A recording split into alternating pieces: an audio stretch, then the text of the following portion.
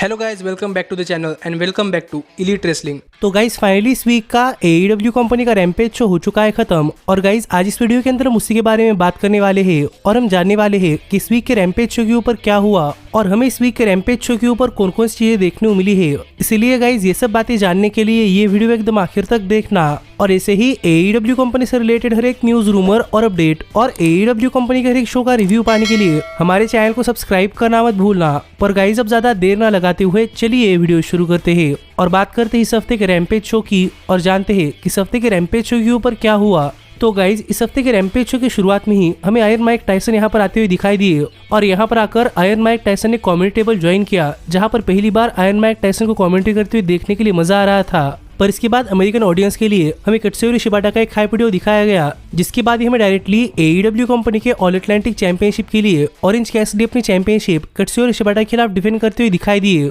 और अगर यहाँ पर हम बात करें इस मैच की तो गाइस शिबाटा अपने हर एक मैच की तरह ही इस मैच के शुरुआत में भी अपने टेक्निकल और स्ट्राइकिंग स्टाइल का इस्तेमाल कर रहे थे। पर ऑरेंज कैसिडी की लेजीनेस देखकर शिबाटा भी थोड़ी फार रुक गए और ये देखकर ऑरेंज कैसिडी ने इस मैच के अंदर शिबाटा के ऊपर काफी खतरनाक अटैक करना स्टार्ट कर दिया और ऑरेंज कैसिडी ने शिबाटा के ऊपर काफी हाई फ्लाइंग मूव्स के साथ साथ काफी आउट ऑफ नोवेयर स्ट्राइक्स भी लगाई, जो देखकर शिबाटा थोड़े फार सरप्राइज थे। और वैसे भी उनकी 6 साल की रिटायरमेंट के बाद उनका ये रिटर्निंग मैच था, इसीलिए इस मैच के अंदर शिबाटा प्रोबेबली उतने फिट नहीं थे जितने की वो रिटायरमेंट से पहले थे। पर फाइनली एक टाइम के लिए इस मैच के अंदर शिबाटा और ऑरेंज कैसिडी दोनों एक दूसरे की स्ट्रेंथ टेस्ट करने के लिए एक दूसरे के सामने बैठ गए और इसके बाद जो शिबाटा ने इस मैच के अंदर ऑरेंज कैसिडी पर अटैक किया है, वो अटैक देखकर गाइस हम कह सकते थे कि शिबाटा यहाँ पर प्रोबेबली अपने प्राइम के अंदर वापस आए थे, क्योंकि शिबाटा ने इस मैच के अंदर ऑरेंज कैसिडी के ऊपर काफी खतरनाक स्ट्राइक्स लगाए हैं, जिन स्ट्राइक्स के चलते कई बार ऑरेंज कैसिडी नॉकआउट होते होते बचे हैं। और यहीं पर इस मैच के आखिर में ऑरेंज कैसिडी और शिबाटा दोनों ही डाउन थे और इतना इंटरेस्टिंग मैच देखकर कॉमेडी टेबल पर बैठे हुए माइक टाइसन भी काफी एंजॉय कर रहे थे। और एक जबरदस्त ओपनिंग मैच के बाद अगर यहाँ पर हम बात करें इस मैच की विनर की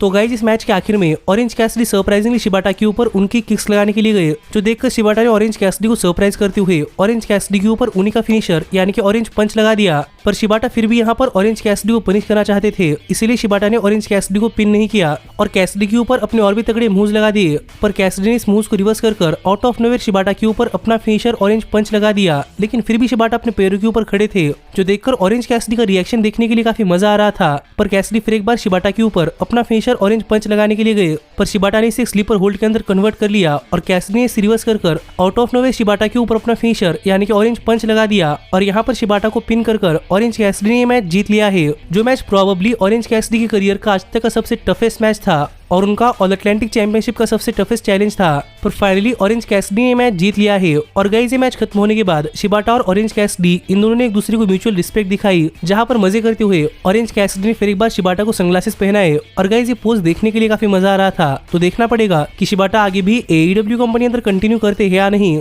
लेकिन इसके बाद हमने रैम्पेज शो के ऊपर देखा कि लेक्सी बैकस्टेज में टोनी स्टॉर्म का इंटरव्यू ले रही थी और यहाँ पर बात करते हुए टोनी स्टॉर्म ने कहा कि टोनी स्टॉर्म जेम हेटर को काफी अच्छी तरीके से जानती है, क्योंकि उन्होंने इस पैंडेमिक के दौरान एक दूसरे के साथ रूम शेयर किए थे। पर जब से टोनी स्टॉर्म AEW कंपनी अंदर आई है, तब से जेमी हेटर टोनी स्टॉर्म की तरफ पहचान भी नहीं दिखा रही थी और टोनी स्टॉर्म को पता है कि जेमी हेटर ये सब डॉक्टर ब्रिट बेगर की वजह से कर रही है। लेकिन एक टाइम आएगा जब जेमी हेटर ने उन्होंने जो चीजें की है उनके लिए उन्हें पे करना पड़ेगा। जो बात यहाँ पर टोनी स्टॉर्म ने कही तो यहाँ पर देखने के लिए मजा आने वाला था कि आगे जेमी हेटर और टोनी स्टॉर्म के बीच में क्या होता है। लेकिन इसके बाद हमने रैम्पेज शो के ऊपर देखा कि लेक्सी बैकस्टेज में ब्लैकपूल कॉम्बैट क्लब के मेंबर यानी कि ब्रायन डेनियल्सन और क्लूडियो कैस्नोली का इंटरव्यू ले रही थी और यहाँ पर बात करते हुए सबसे पहले क्लूडियो ने कहा कि जेरिको अपनी रिंग ऑफ ऑनर कंपनी की world heavyweight championship former Ring of Honor company के चैंपियन के खिलाफ डिफेंड करना चाहते हैं। और देखा जाए तो क्लूडियो भी former Ring of Honor champion है, इसीलिए क्लूडियो जेरिको के खिलाफ वर्ल्ड चैंपियनशिप के लिए मैच चाहते हैं और वैसे भी क्वाइट फ्रैंकली उन्हें उनका रीमैच नहीं मिला, जो बात यहाँ पर क्लूडियो ने कही। और यहीं पर बात करते हुए ब्रायन ने भी कहा कि ब्रायन भी रिंग ऑफ ऑनर कंपनी के फॉर्मर वर्ल्ड चैंपियन है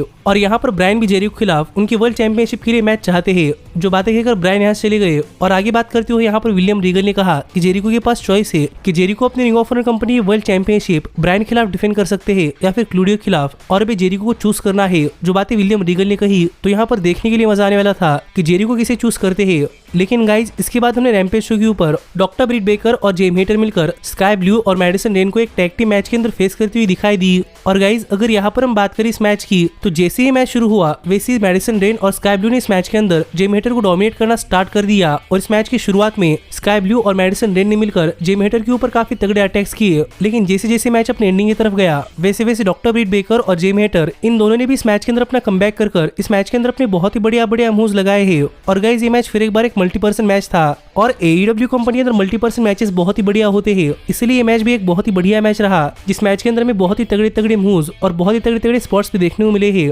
पर AEW कंपनी के विमेंस डिवीजन से एक बहुत ही बढ़िया मैच के बाद अगर यहाँ पर हम बात करें इस मैच की विनर की तो गाइस फाइनली इस मैच के आखिर में स्काई ब्लू को रिंग के बाहर करने के बाद रिंग के अंदर डॉक्टर ब्रिट बेकर और जेमी हेटर दोनों मिलकर मैडिसन रेन के ऊपर अटैक कर रही थी, जहां पर मैडिसन रेन किसी तरीके से यहाँ पर दोनों को ही संभाल रही थी, लेकिन out of nowhere Jamie Hayter ने मैडिसन रेन के ऊपर अपना फिनिशर यानी कि रिपकॉर्ड लैरिएट लगा दिया और यहाँ पर मैडिसन रेन को पिन कर जेमी हेटर ने अपनी टीम के लिए मैच जीत लिया है। लेकिन गाइस जेमी हेटर के मैच जीतते ही यहाँ पर डॉक्टर ब्रिट बेकर माइक लेकर बातें कर रही थी और जेमी हेटर मैडिसन रेन के ऊपर अटैक कर रही थी और यहाँ पर ब्रिट बेकर ने कहा कि टोनी स्टॉर्म का कहना है कि जेमी हेटर डॉक्टर ब्रिट बेकर की फ्रेंडशिप की वजह से करप्ट हुई है, लेकिन ऐसा नहीं है। टोनी स्टॉर्म खुद करप्ट है, इसलिए उन्हें बाकी सारे लोग करप्ट दिखाई देते हैं और अगर उनमें हिम्मत है तो वो यहाँ पर आ सकती है और डॉक्टर ब्रिट बेकर दिखा देंगी कि जेमी हेटर और डॉक्टर ब्रिट बेकर की फ्रेंडशिप कितनी तगड़ी है, जो बात यहाँ पर डॉक्टर ब्रिट बेकर ने कही। और ब्रिट बेकर के ऐसे कहते ही टोनी स्टॉर्म यहाँ पर आ गई और गाइस टोनी स्टॉर्म रिंग की तरफ बढ़ रही थी, इसलिए ब्रिट बेकर टोनी स्टॉर्म के ऊपर अटैक करने के लिए गई, पर टोनी स्टॉर्म ने ब्रिट बेकर को रिंग के बाहर कर रिंग के अंदर आकर टोनी स्टॉर्म ने जेमी हेटर के ऊपर काफी तगड़ा अटैक करना स्टार्ट कर दिया, जहाँ पर हमें इन दोनों सुपरस्टार्स के बीच में एक बहुत ही बढ़िया ब्रॉल देखने को मिला, जिस ब्रॉल के आखिर में टोनी स्टॉर्म ने जेमी हेटर के ऊपर एक सबमिशन मूव लगाया था,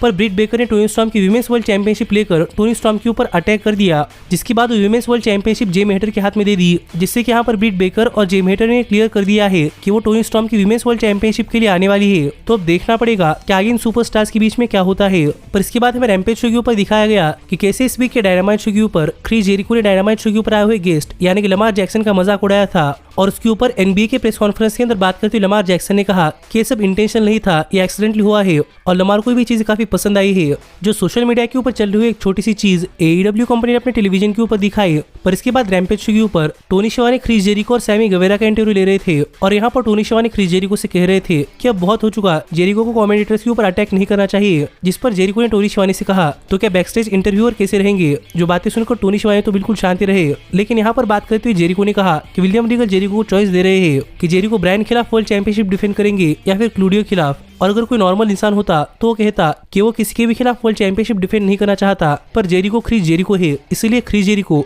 अकेले नहीं बल्कि दोनों यानी ब्रायन डेनियल्सन और क्लूडियो कैस्नोली इन दोनों खिलाफ एट द सेम टाइम अपनी वर्ल्ड चैंपियनशिप डिफेंड करना चाहते हैं, क्योंकि जेरिको को पता है कि ब्लैकपूल कॉम्बैट क्लब इतना क्लोज नहीं है जितना कि जेरिको ऑपरेशन सोसाइटी है, पर फिर भी जेरिको अपने बैकअप के तौर पर इस मैच के अंदर अपने टीम की तरफ से एक मेंबर लाने वाले हैं और ये मेंबर कोई और नहीं बल्कि सैमी गवेरा है, जिससे कि Jericho Ring of Honor company की वर्ल्ड चैंपियनशिप एक फैटल 4-वे मैच के अंदर डिफेंड करेंगे, जहां पर ब्रायन क्लूडियो सैमी गवेरा और क्रिस जेरिको भी होंगे। जो बात यहाँ पर जेरिको ने कही और जेरिको ने ये मैच कंफर्म कर दिया है, लेकिन जाते जाते जेरिको ने कहा कि जब ब्रायन और क्लूडियो रिंग के अंदर नहीं रहेंगे तो सैमी गवेरा को पता है कि सैमी को क्या करना है, और ये बातें कहकर जेरिको यहाँ चले गए, जो देखकर सैमी थोड़े फार कंफ्यूज थे। तो अब देखना पड़ेगा कि ब्लैकपूल कॉम्बैट क्लब काफी क्लोज है या फिर जेरिको ऑपरेशन सोसाइटी। पर इसके बाद हमने रैम्पेज शो के ऊपर देखा कि फाइनली रैम्पेज शो के ऊपर रिकी स्टार्क्स वापस आए हैं और यहाँ पर आकर बातें करते हुए रिकी स्टार्क्स ने कहा कि AEW कंपनी ने खुद से रिकी स्टार्क्स को टीवी टाइम दिया है और रिकी स्टार्क्स को किसी भी सामने टीवी टाइम मांगने के लिए हाथ फैलाने नहीं पड़े, क्योंकि रिकी स्टार्क्स की वर्थ है और ये वर्थ AEW कंपनी जानती है।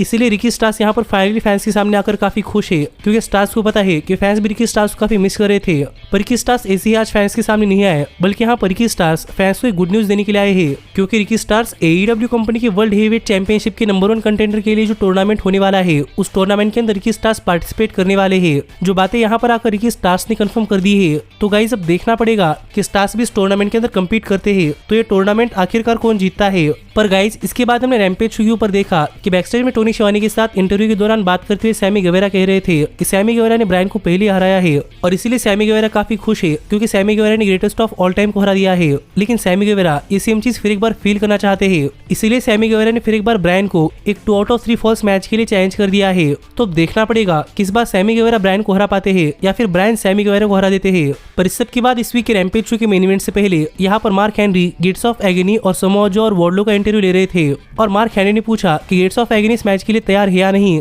जहाँ पर बात करते हुए प्रिंस नाना ने कहा कि गेट्स ऑफ एगनी हमेशा से किसी वॉर के लिए तैयार रहती है। और यहाँ पर मेन सवाल है कि क्या वार्डलो और समोआ जो रेडी है, जिस सवाल का जवाब देते हुए वार्डलो ने कहा कि वार्डलो और समोआ जो हमेशा से रेडी रहते हैं, पर फिलहाल में वार्डलो गेट्स ऑफ एगनी के ऊपर नहीं बल्कि पावर ऑफ सॉप्स के ऊपर काफी गुस्सा है, क्योंकि लगातार 2 वीक्स पावर ऑफ सॉप्स ने आकर वार्डलो के ऊपर अटैक किया है और अब वार्डलो इस बार पावर ऑफ सॉप्स को नहीं छोड़ने वाले। जो बात यहाँ पर वार्डलो ने कही तो यहाँ पर मेन इवेंट के अंदर देखने के लिए मजा आने वाला था कि अगर यहाँ पर पावर ऑफ सॉप्स आते हैं तो यहाँ पर क्या क्या होता है। लेकिन इसके बाद AEW कंपनी ने अगले रैम्पेज शो और अगले डायनामाइट शो और अपने अगले बड़े पेपर के लिए भी काफी सारे मैचेस कंफर्म कर दिए हैं। जो मैचेस कौन से हैं ये जानने के लिए ऊपर आए हुए कार्ड के ऊपर क्लिक कर हमारे चैनल की वेबसाइट या फिर एप्लीकेशन के अंदर जाकर आर्टिकल्स पढ़ना मत भूलना। और अगर आप हमारे चैनल की एप्लीकेशन डाउनलोड करना चाहते हैं तो ये वीडियो देखकर हमारे चैनल की न्यूज वेबसाइट की एप्लीकेशन अपने फोन के अंदर डाउनलोड करना मत भूलना। और अगर आप इंडिया के अंदर AEW सुपरस्टार्स की मर्चेंडाइज या फिर WWE सुपरस्टार्स की मर्चेंडाइज खरीदना चाहते हैं तो ये दूसरी वीडियो देखकर इंडिया के अंदर AEW और WWE सुपरस्टार्स की मर्चेंडाइज खरीदना मत भूलना। और ये वीडियोस थोड़ी फार पुराने हैं, इसलिए इन वीडियोस के अंदर अगर आपको मेरी बात करने का तरीका थोड़ा सा अजीब लगता है तो उसके लिए सॉरी। पर इसके बाद अगर यहाँ पर हम बात करें रैम्पेज शो की तो फाइनली इस वीक रैम्पेज शो का मेन इवेंट स्टार्ट हुआ, जहाँ पर वार्डलो और समोआ जो मिलकर एक टैग टीम मैच के अंदर गेट्स ऑफ एगनी को फेस कर रहे थे।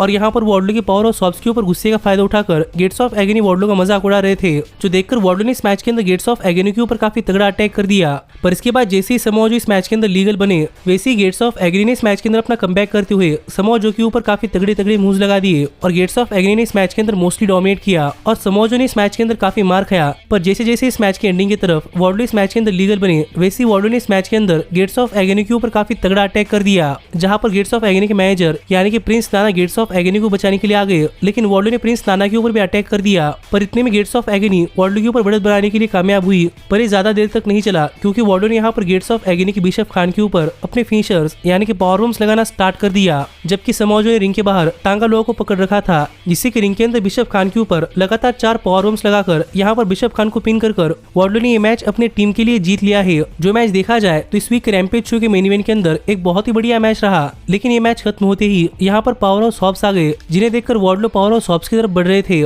पर यहाँ पर इन दोनों सुपरस्टार्स के बीच में एक स्टे डाउन के जरिए इस वीक का रैम्पेज शो ऑफ एयर चला गया, जो शो मुझे तो काफी पसंद आया है। और गाइज आप मुझे कमेंट कर बताइए कि आपका इस शो के ऊपर क्या कहना है, और आप ऐसे ही AEW कंपनी से रिलेटेड हर एक न्यूज रूमर और अपडेट और AEW कंपनी के हर एक शो का रिव्यू पाने के लिए हमारे चैनल को सब्सक्राइब करना मत भूलना। और मैं मिलता हूँ आपसे अगली वीडियो के अंदर, पर तब तक stay healthy, stay happy and keep watching elite wrestling. Hey, did you like that video? Click the screen for more. And where do you think you're going? Check out our official merchandise page and to support the entire cast. And thanks so much for being the elite. The elite. The elite. What, Nick, you're not going to sing it all with me this time?